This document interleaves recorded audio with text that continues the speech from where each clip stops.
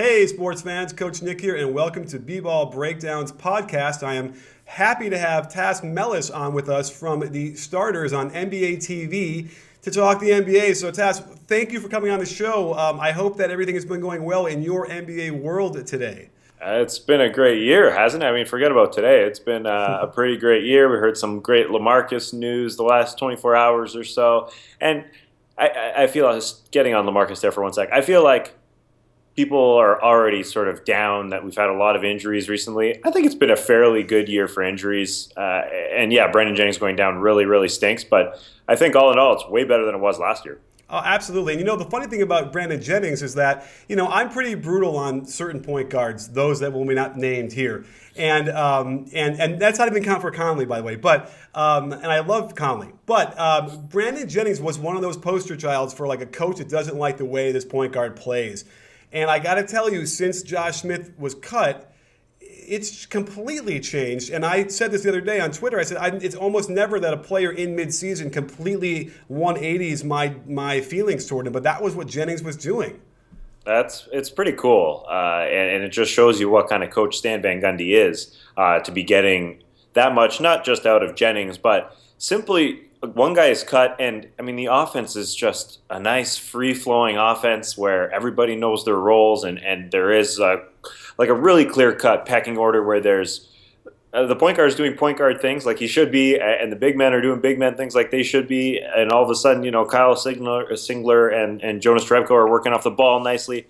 It goes from one extreme to the other, and it's all SVG, and it's funny with Josh because I watched so much of that team and got so frustrated those first couple months because they were in games. I mean, they were in like 9 of the first 12 games that they lost. They had a lead in the last like 6 minutes, but their offense just stunk. And Josh is a capable guy.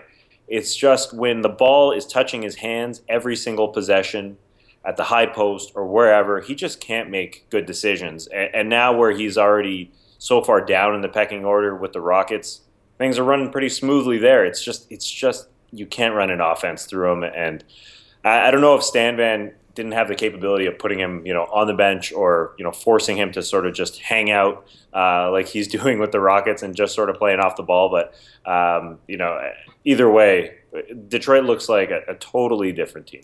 It's funny. I had heard that he was a real problem, like sort of in the environment, and he probably didn't want to be there. They probably didn't want to be involved in like a potential sort of rebuild, if you can think of it that way, with a new coach and all sorts of stuff. So that was, a problem. And obviously we over on our .com kind of took him to task for cutting Josh Smith as opposed to getting anything in return for him and not having those $5 million a year stretched across their salary cap. But I know as a coach, there are times when you've had talented players that you keep on the team because you know that they're good, but they don't fit in and they have a problem. But whenever you do cut them or get rid of them, the team just takes off. And I think that was sort of a great example of how no matter what level you're coaching on, those rules kind of tend to apply no matter what. Yeah, and it's been a sort of a tendency with the Pistons the last couple of years too. I mean, we're talking about the culture there, and everything in that locker room is just sort of, even Greg Monroe, a guy who he signs the qualifying offer, and it sure looks like he's not happy there. And he's obviously a capable guy, but it just shows like he's a product of his environment as well, and that environment just hasn't been healthy. All of a sudden, it becomes healthy, and he's Greg Monroe again. So that's going to be really interesting to me. A guy who last few years, by what he said, by his actions, doesn't seem like he wants to be there, but he's a very, very good NBA player. What is he going to do this offseason? Let's get into something that we talk about a lot on Twitter, which is Mike Conley. And more specifically, the Mike Conley right-handed floater.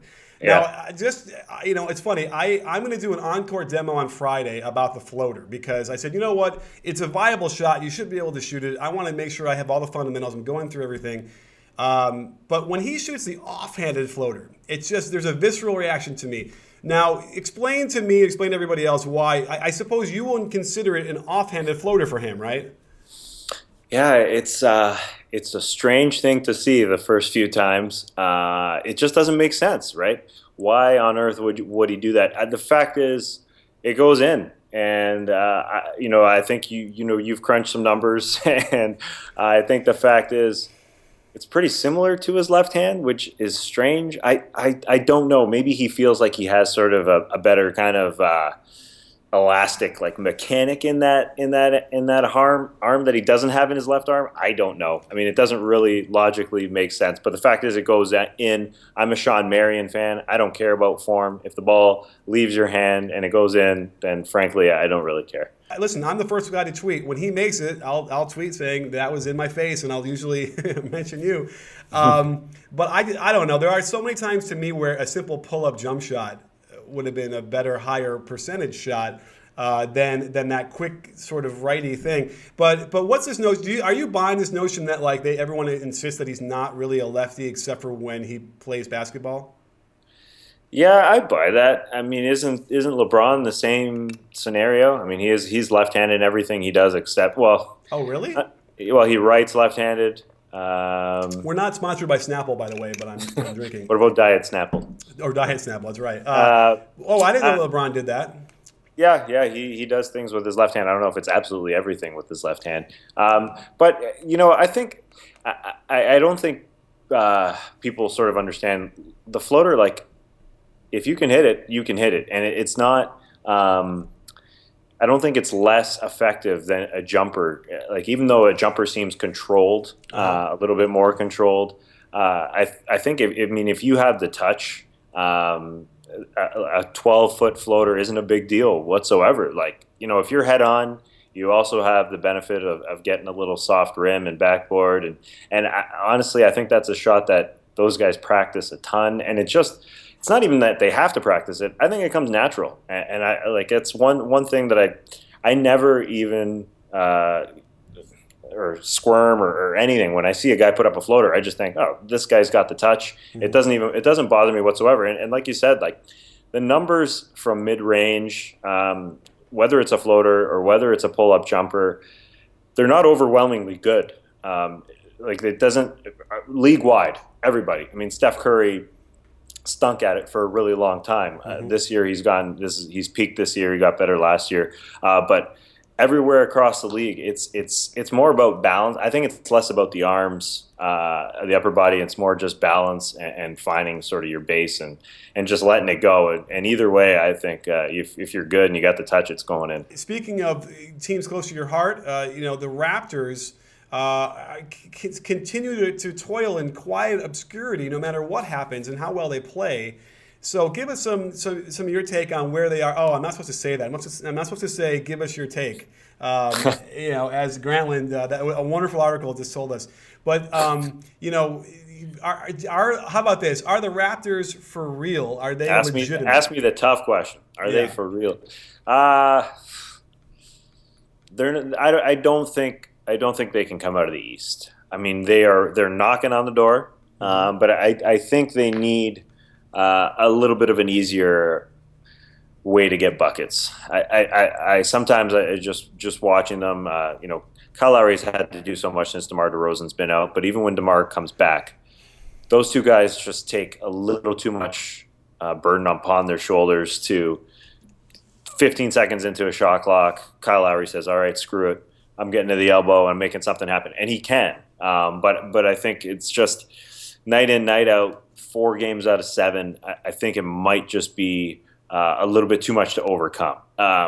If a team is gearing up on him, making it tough for him night after night, especially Kyle and DeMar, they just do a little too much. I think defense is a big problem, especially since DeMar's out. But I think they can solve that.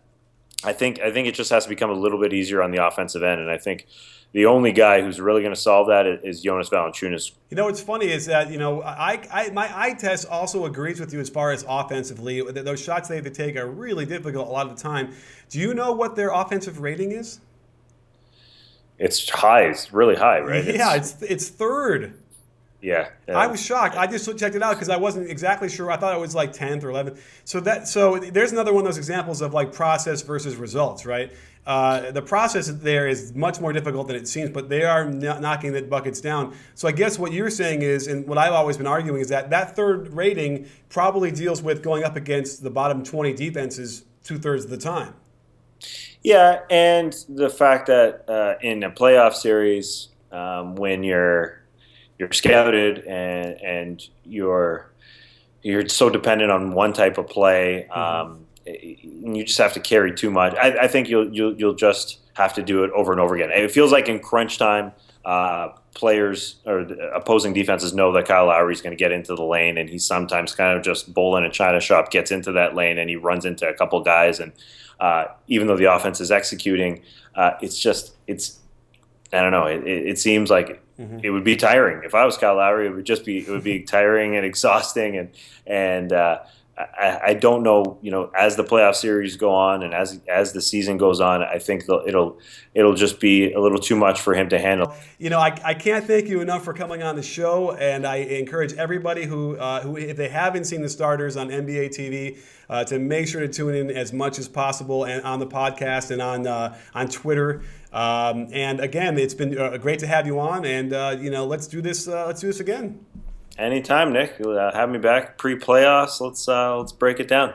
You got it. Well, we got you on record saying that, so we'll make sure to follow up. And don't forget, sports fans, at BBallBreakdown, we're not a channel, we're a conversation. You in? Are you in, Tas? I'm in! Don't forget, to hear the full-length interview, head over to the website or iTunes and subscribe to the B-Ball Breakdown podcast.